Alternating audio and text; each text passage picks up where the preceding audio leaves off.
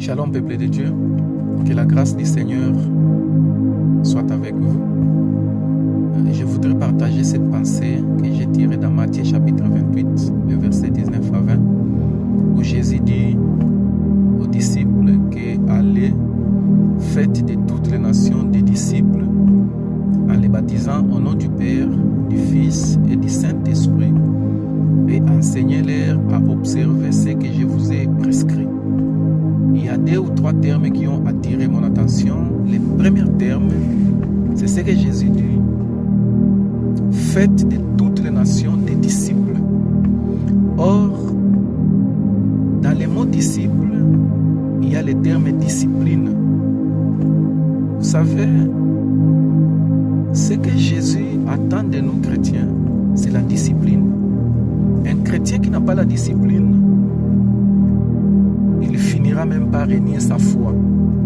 Un chrétien qui n'a pas la discipline, il vivra toujours dans les péchés.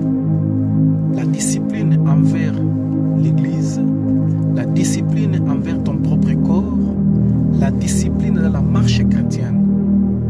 Bien-aimé, la foi chrétienne exige la discipline. Nous devons être disciplinés. Un homme discipliné, il est fidèle à sa foi et à son Créateur.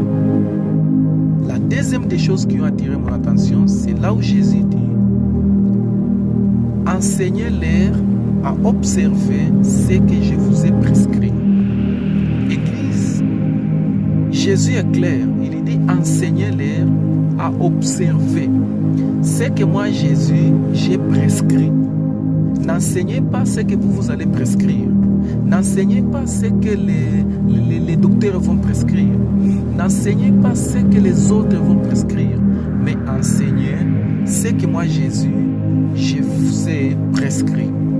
Par là, j'ai compris une chose, que la parole qui peut changer le cœur de l'homme, ce n'est que la parole de Jésus. La parole qui peut transformer nos cœurs, ce n'est que la parole de Jésus. Église, nous devons comprendre cette dimension. Chers prédicateurs, lorsque vous voulez convaincre le monde, lorsque vous voulez convertir les païens, ne parlez pas de vos expériences, ne parlez pas de vos propres expériences, ne parlez pas de vos propres paroles, mais parlez de la parole de Jésus. Ce que Christ a prescrit, c'est ce que nous devons parler aussi. Je vais donner un exemple. Lorsque un homme malade consulte un docteur, il lui prescrit. Vous allez comprendre une chose, que le malade va suivre la prescription du docteur, tout en sachant que cette prescription va me guérir. À combien plus forte raison, c'est lui qui est au-dessus des docteurs. Moi, je l'appelle le docteur par excellence.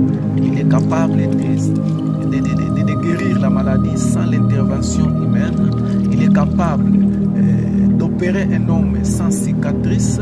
Lorsqu'il nous a donné sa prescription qui est la parole, nous devons donner au monde la dose que Christ a laissée. Ne diluons pas la parole, ne changeons pas la parole, ne mélangeons pas la parole, n'enlevons rien, n'ajoutons rien.